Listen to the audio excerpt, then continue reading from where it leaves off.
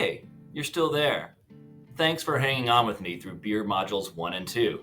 Today we're on to module 3, a very exciting module. It's all about beer styles. Let's talk about it. Why are beer styles important? Well, it's kind of like they say in literature. You've got to learn the rules before you break them. Beer styles will help us make sense of a lot of different flavors. It'll help us set expectations and guide us on a path. It also helps us understand the history, serving traditions, glassware, etc. behind a range of beer styles. People love stories and romance in a crowded market. Do not underestimate that. People love stories. We sell more beer when we tell the story of beer. So it's important to learn those stories. A few other things that influence style are geography, available ingredients and equipment, and taxes, laws, wars, and technology. Let's talk a little bit about each of these style properties. ABV, or alcohol by volume. Most styles have a specific range for percentage of alcohol. IBU, we talked about these earlier. International bittering units. Most styles have an acceptable range for bitterness. SRM, we'll talk about that in a second, but it's the color range that defines a beer style. OG and FG, original gravity and final gravity. This is a measurement of sugar that can determine sweetness and body of a style. Origin, appellations such as Kolsch and Pilsner.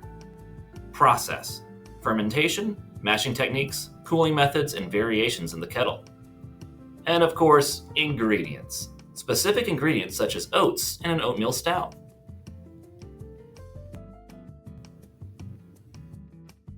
Let's talk about these cool upside down pyramid triangles we got going on here. So, first we're going to talk about SRM, which is how we measure color in beer. You've got your black, brown, amber, gold, and straw. And each one of these is assigned a number. We'll talk about that here in a bit. The scale goes from 0 to 40, with 0 being pale straw and 40 being jet black. Perceived bitterness. Here's another cool upside down triangle. The most assertive beers, or bitter beers, are going to be at the top of this pyramid. We call those highly assertive, whereas maltier beers will be on the lower scale. One thing to add about perceived bitterness is it's not just IBUs. It can also be the bitterness that comes from very roasted malts, just so you know. And then alcohol. It's created during fermentation as yeast consumes sugar and releases alcohol and CO2. Pac-Man. The alcohol concentration can be measured by weight or by volume. We normally say ABV, alcohol by volume, and it's usually somewhere between 3 and 13% for beer. Let's talk about German beer styles. What style hops is Germany famous for, anyone? That's right, I think I heard it. Perfumey, floral, spicy, and minty noble hops. German and the Czech Republic are known for their flavorful lagers that range from pale to amber to dark. Germany and the Czech Republic are all about the malt. They have an elegant malt depth that is hard to recreate. Remember, those hops tend to be perfumey, floral, spicy, and minty. We talked about the noble hops from continental Europe. These are those hops. An important term to know in German and Czech brewing is the Reinheitsgebot. In Germany, most breweries still follow this purity law. So what is the Reinheitsgebot? It's a German purity law. It's a series of regulations limiting the ingredients in beer in Germany and the states of the former Holy Roman Empire. It was adopted back in 1516. This was often cited as the world's oldest food regulation. It mandated that beer could only be brewed using barley, water, and hops, so no wheat in these beers. They also did not understand what yeast was at the time. It also restricted brewing to the cooler months, primarily between September 29th and April 23rd. Now, why is that? There are a couple of reasons. One was the risk of spoilage from bacterial contamination during warmer months, which made brewing difficult without modern refrigeration. Another reason was to preserve grain stocks, particularly barley and wheat, for bread production. People were starving. They said, we need you guys farming, not brewing beer. There's a specific style of beer called Märzen that was brewed in March. It was the last of the allowed brewing season. because of this Reinheitsgebot law. It's really fascinating stuff. Point of origin. Lagers are thought to have originated in Germany due to these laws regulating the brewing season and cold storage of beer in underground caves. We also need to talk about Pilsner Urquell. This is the first Pilsner beer and was first brewed in the Czech Republic in 1842. Every pale lager we know and love today is a descendant of Pilsner Urquell. It lit the world on fire. So, Pilsner Urquell erupts on the scene in 1842. Everyone loves this lighter style of beer. So what's the rest of the world do? They reacted to it. In Germany, we created the German pale lagers, with the Helles coming first. It means pale or light in German, referring to the sparkling gold color. Like pale lager in the US, Munich Helles is the everyday drinking beer in Bavaria and a number of other regions. It's often enjoyed by the leader outdoors in traditional beer gardens with communal seating. German Pils is Helles's hoppier cousin, and though still popular in Bavaria, it's the most popular beer style in many parts of northern Germany. A little note on these placards here. I'm not going to read to you every single bit of information on these beer style cards. These are more for you to study on your own and get a general kind of feel for the style of beer. But I will be pointing out the very specific, important parts of each style. So let's talk about German Pils. This was Germany's answer to Pilsner Urquell. Think Warsteiner if you want to say it the German way. It is normally a little bit lower in ABV to normal, 4.4 to 5.2. The IBUs are fairly pronounced. Its color is straw light to gold. Basically, it's a little hoppier and a little bit more bitter than its cousin, Pilsner Urquell. Let's talk about Czech Premium Pale Lager, or Pilsner Urquell. Its rich, complex malt flavor is highlighted by floral and spicy Saaz hop aromas. That's one of the original noble hops. The color is straw to deep gold. Its bitterness is pretty pronounced, 30 to 45 IBUs, and it's about a normal to low ABV. So it's a little maltier than that German Pils. Lastly, let's talk about Munich Helles. Remember, Helles means light, and that checks out. The color is straw to light gold. It's got a bready, cracker-like Pilsner malt flavor with just enough hop bitterness and spicy floral aroma to balance. It's considered the everyday drinking beer of Bavaria. Let's talk about the Rhine River rivalry. Along the Rhine River, the cities of Cologne and Dusseldorf have been fighting it out with hybrid ale beers that are brewed with ale yeast at cooler temperatures. So they're treated a bit like lagers, but they originate from ale yeast. These cities are fairly close to Belgium, so we're using the same yeast strains, but we're going to lager them like the Germans do. They're 25 miles apart, but they're fiercely loyal to their own style. The main styles we need to know about are Kolsch. It's a clean, crisp, and delicately balanced beer with a subtle maltiness that provides a backdrop for fruity yeast flavors. Remember, we're using ale yeasts, which tend to be fruitier. It's highly attenuated. The signature finish is slightly vinous, like dry white wine. This one's important because we talked about origin for beer styles. This one is tied to a place. Like the Champagne region in France, if a wine says Champagne on it, it has to come from Champagne. In the European Union, Kolsch is the same way. If it says Kolsch, it has to come from Cologne, Germany. Let's talk a little bit about Oktoberfest and German amber lagers. Now remember, we said these March beers were brewed out of necessity. Why was that? Well, the Reinheitsgebot and other laws said no brewing in the summertime, basically, April to September. So if you're about to brew your last beer for several months, you're going to make those styles very bigger in alcohol, bigger in body. You want them to be able to last all summer. That's how the Märzen, or March, März in German, style was developed. Modern Märzen and Vienna Lager were both first brewed around 1841, showcasing newly created Munich and Vienna malts. The first Oktoberfest beers were actually stronger versions of Dunkel. Märzen wasn't served there until 1872. Because of changing tastes and huge consumption levels, a style known as Festbier has been the standard beer since 1990. Let's talk a little bit about the history of Oktoberfest.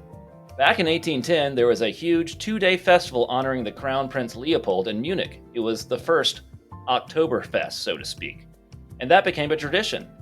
These were the first beers of the new brewing season. Now, these first beers were pretty strong. But later, as we progressed and styles changed, we made these a little bit less in alcohol, a little less malty, and the color a little closer to that yellow gold. So we call that style Festbier. It's a little bit more sessionable, as in you can drink a lot more of them in a Oktoberfest setting without having to go home. Let's look at our cards for Märzen. It's amber to orange to copper. It's about a moderate level of bitterness, but it's a little bit more elevated in the ABV. Let's talk a little bit about Bock beers. They come from the town of Einbeck in Germany. Bock means goat in German, and the beer is often marketed with images of goats. Doppelbock was first brewed by Paulaner monks who used the liquid bread for sustenance when fasting. Say, sign me up for that intermittent fasting project. Remember, the word Helles means light, so we have a Helles Bock. Guess what that is? A lighter Bock. It's very strong, it's very high in alcohol like these beers tend to be, and it's hoppier. Here's the card for Doppelbock. Note the very high ABV and the darker color. Because we've got darker colors, we're getting into that toastier, raisinated type of flavor. Hellesbock, or Maibock. This is a lighter colored but very strong beer. Look at the ABV.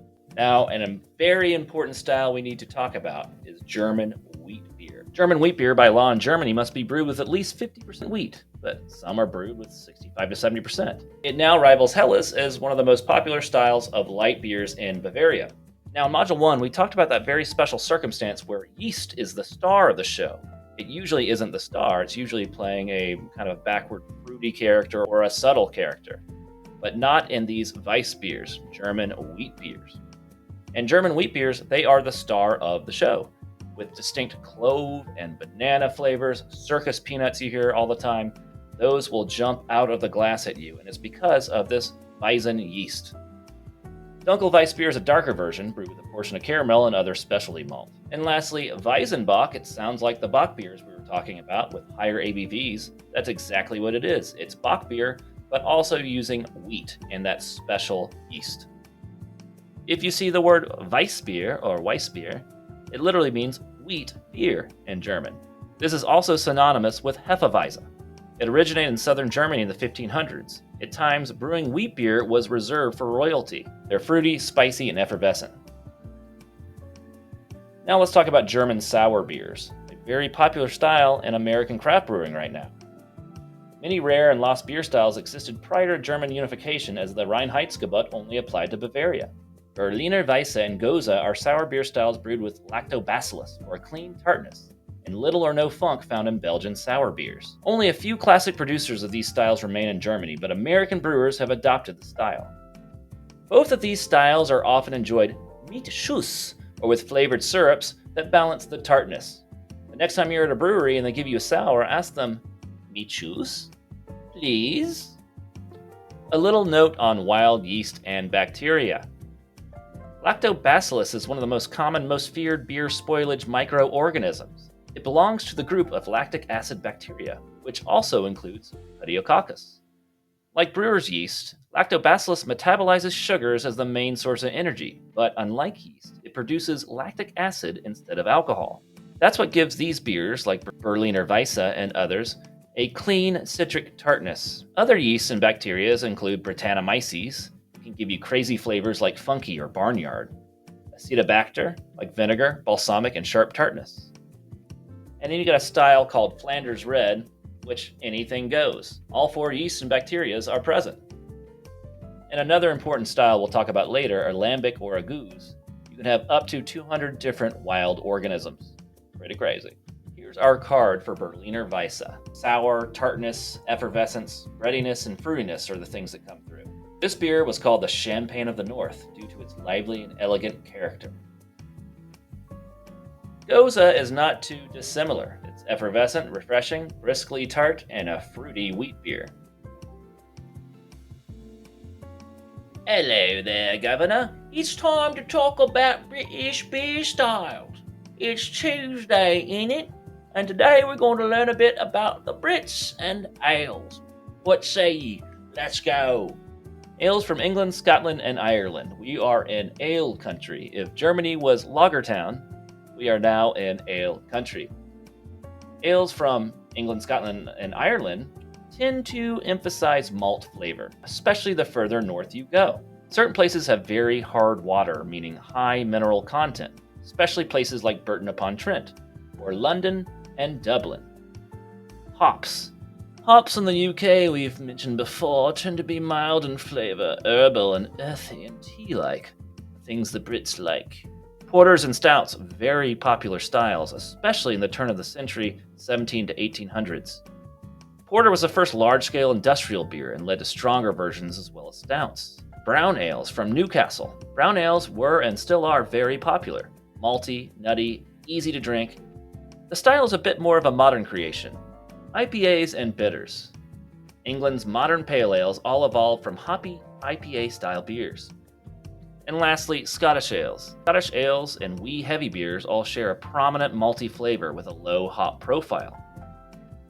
When we talk about British beers, we talk often about a ladder system of sorts. These designations denote flavor intensity and alcoholic strength. As you go up the ladder, you get more intense flavor and higher ABV. British bitters follows this pattern. It's the most popular everyday beer style in British pubs. It's often served on cask. We've got a Goldilocks scenario here. We've got an ordinary bitter, which is very low in alcohol, a strong bitter, which is higher in their standards, and then you got the best bitter, which is just right. You see here, the bitterness is pronounced. The Brits love their bitterness. This is what we call a sessionable beer, meaning you can have several without catching too much of a buzz. Drinkability is a critical component of the style. These beers were originally served as real ales from a cask without additional gas pressure and at cellar temperatures. Oftentimes when Americans will visit Britain or parts of the UK, they'll get a beer at a pub and say, hey, this is flat. There's not enough carbonation in that. Well, no, that's not true. These are actually just real ales often. This is beer that undergoes secondary fermentation in the vessel it is dispensed from and served without the use of additional carbon dioxide. This is the freshest beer you can drink. Interesting flavor changes and a unique serving method. It only has 1 to 1.2 volumes of CO2. Compare that to a beer in the US on draft, which is usually 2.5 to 3 volumes. It's served through a beer engine or gravity dispense at the bar. When it's done right, it is really delicious. Let's talk about IPAs. Back in the 1700s and 1800s, the sun never set on the British Empire. These ships were traveling around the world and they needed beers that could hold up for the journey. It turns out that having a lot of hop in your beer would keep these beers from spoiling. They could make the trek to India in one piece. That was the birth of India Pale Ale. Now for this style to work, you needed water with a very high mineral content. Burton-on-Trent in northern England had just that. The spread of pale beers was also happening at the same time, so the color of IPAs fit in quite nicely. The interesting thing about IPAs is they basically fell out of fashion in England. It wasn't really until the 1970s and 1980s that American craft brewers said, this looks like a really interesting style. Maybe we'll brew some and try it. That was the modern renaissance of the IPA. Let's talk about the English IPA style and how it compares to American IPAs. And we're going to say this a lot about American versions of other beers. The American version usually uses American hops, so they're going to be a lot bigger and pinier, citrusier. Whereas English IPAs are going to use English hops. Remember, those are herbal and earthy. It's got less hop intensity and more pronounced malt flavor than a typical American IPA. Another very important style from the UK is the porter and other British dark ales. 18th century millennials. Porter emerges from the roots of different beers blended at the pub for variety seekers. The first industrial beer. Porter was one of the first economical and consumer preferences to take on a new role. British brown ale. A malty brown caramel-centric British ale without the roasted flavors of a porter. Let's talk about stout and Irish beer. Stout originally referred to bolder, more intense porter beers, but it emerged as a separate style over time, and Irish brewers have adopted it as their own. The influence of Arthur Guinness cannot be understated. He oversaw the evolution of stout into a sessionable strength everyday drinking beer in Ireland. Let's look at the cards for Irish stout. Look at the color, so dark, 25 to 40 SRM, brown to black. That perceived bitterness is pronounced, which is really from those roasted malt flavors and aromas. But the ABV is quite low to normal. Next, we move up the ladder to sweet stout. These are still very dark. Their perceived bitterness is low to moderate, but their alcohol is a little bit more than an Irish stout. These are also known as milk or cream stouts. The milk name is derived from the use of lactose or milk sugar as a sweetener. Oatmeal stouts. These originated in England in the late 1800s. The most important thing to know about oatmeal stouts is oats. The use of oats adds a silky mouthfeel and full body. Scottish ales. These are historically huge exporters of English beer styles. The domestic styles have emphasis on malt flavor, lower hopping rates, and restrained yeast character. One style of Scottish beer is the Wee Heavy. Look at that ABV, so high. It's similar to an English barley wine and is malty as heck. Belgian beer styles are some of the most famous in the world. We'll be talking about Trappist and Abbey styles. These beers are really quite delicious. Belgium is home to a wide variety of styles, and many of their brewers brew not to style, but rather to what they truly believe great beer is. One thing to know about Belgium, they use the term digestibility. Much like the French pair food and wine, the Belgians pair food and beer. Yeast complexity. Belgian ales typically feature fruity and spicy yeast. Remember, these are ales, so fruitiness, that checks out. Trappist Abbey ales. Monastery brewing goes back to the Middle Ages, although modern strong ales are relatively newer creations. Belgium also focuses on wild ales, based on the earliest brewing techniques and often fermented with only wild yeast and bacteria. Hops and spices. Hop levels are usually low and spices are added as subtle levels or in a blend to complement the yeast flavors. Farmhouse ales. In Belgium, there's a long tradition of individual farmstead breweries and village collectives. We call these farm to glass. Grains and spices on hand, changed with the seasons. It's like Outback Steakhouse here. No rules, just right. Barley, wheat, oats, spelt, local hops, spices, various strengths, you name it. You might have heard the term saison. This is the French term saisonnier, meaning seasonal workers. This was the beer they drank after work. It's the original sessional beer. And bière de garde. This is France's answer to Belgian farmhouse ales. One of the most popular styles of Belgian beer is wit beer. Wit also means wheat. Wheat beers go back to the times of the Roman Empire in Belgium. The modern style is based on wheat beers of Leuven and Hoegaarden, revived by Pierre Celis in the 1950s. There are some similarity to farmhouse ales with additional grains and spices. These can be extremely nuanced and complex, spicy, fruity, herbal, with soft, creamy mouthfeel and a tart finish, all at once. The addition of orange peel and coriander are traditional, but you can also use chamomile, lemon, lime, ginger, pepper, or even grains of paradise. Here's the card for saison, a seasonal summer style.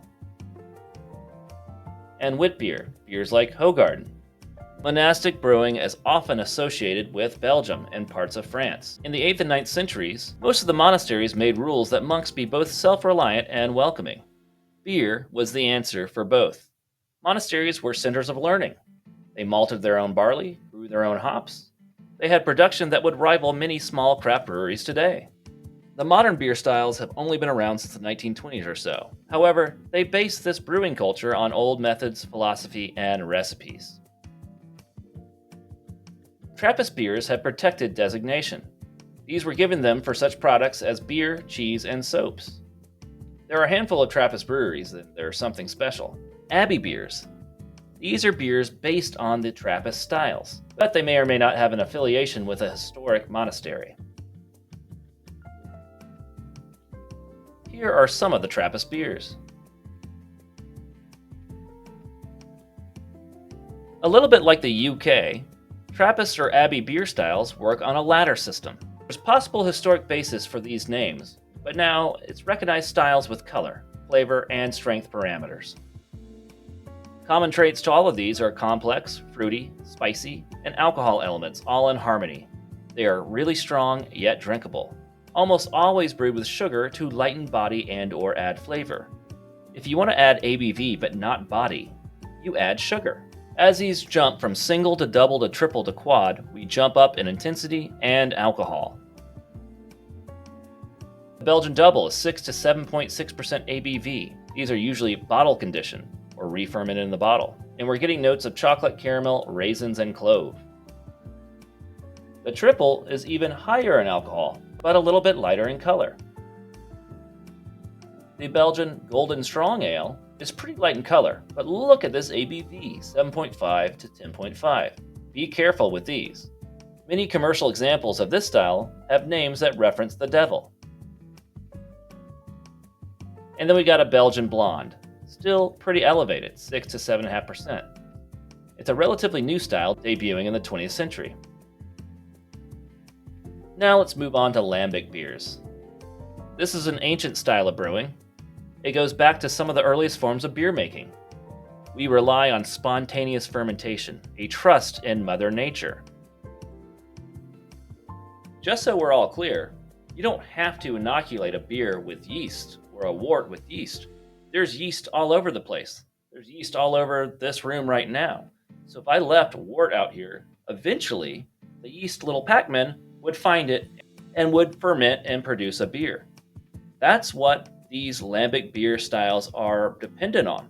Wild yeast that just happen to be around the brewery. And because of this, there's a very unique sense of place.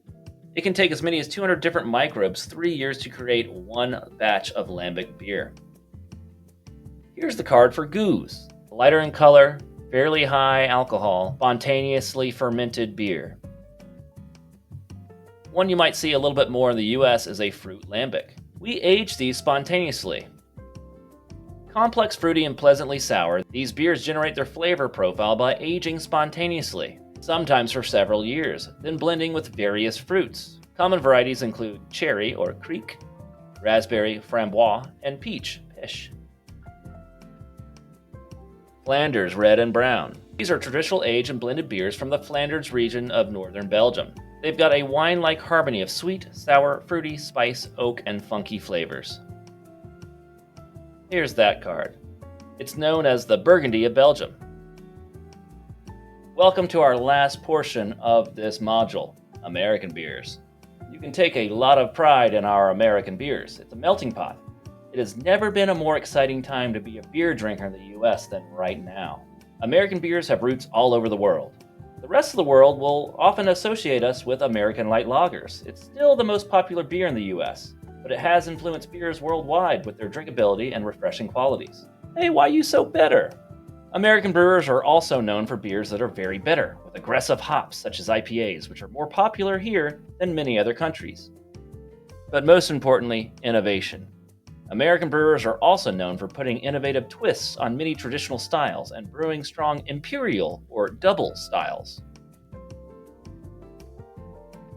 Let's talk about the most popular style of American beer, the American Light Lager. This is your Miller Lite, your Coors Light.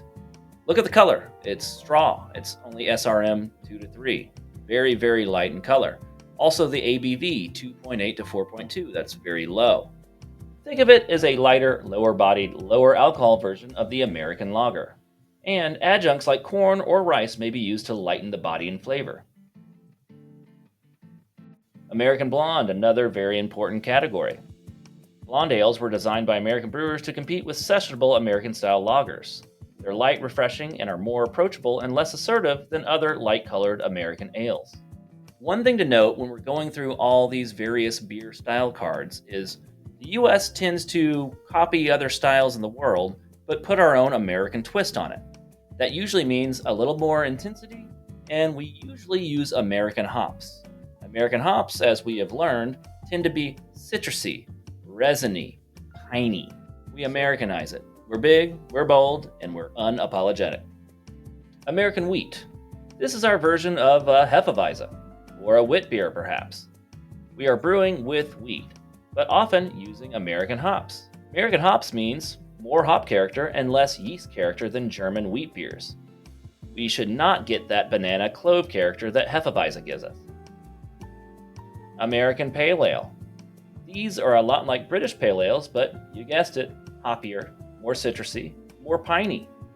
It's going to be a little bit less bitter and lower ABV than American IPA. Drinkability is a key here. American Amber. Robust American ales with rich caramel malt. These originated in Northern California and the Pacific Northwest as a variation of pale ale. These beers are also known as red ales. California Common. This is a malty amber hybrid beer with grainy, toasty, and caramel notes. These were known as steam beers. These beers originated in Northern California. They were fermented in large, shallow, open vessels known as cool ships to take advantage of the cool ambient temperatures prior to refrigeration. American IPA, one of the most popular styles in the US right now. Hoppy and bitter, these beers showcase a prominent citrus, piney, tropical, floral, and pungent hop aroma. If you had to pick one beer to show off American hops, this might be it. And then we've got double IPA. Much like the Belgians use sugar to increase the ABV, we do the same with double IPA. We add sugar to the wort, so you add ABV, but not necessarily body. These are highly assertive in bitterness. Look at the IBUs, 60 to 120. It's bigger than an English or an American IPA in both alcohol strength and overall hop level, 7.5 to 10% ABV. American Brown. Think of this as an English brown, but a little pinier. American Porter. Once again, a bit like an English porter, but a stronger, hoppier version. American Stouts. These are similar to porters, but maybe a bit more bitterness and dark chocolate quality. They also might have an elevated ABV. Imperial Stout. These dark ales are extremely robust and complex with a prominent alcohol presence. They were first brewed in England in the 1700s for export along the Baltic Sea to Russia, where it became popular amongst the Russian imperial court. That's why you'll hear these called Russian Imperial Stouts. American Barley Wine. Strong, rich, and intense. These American ales incorporate a deep malt character with an assertive hop presence.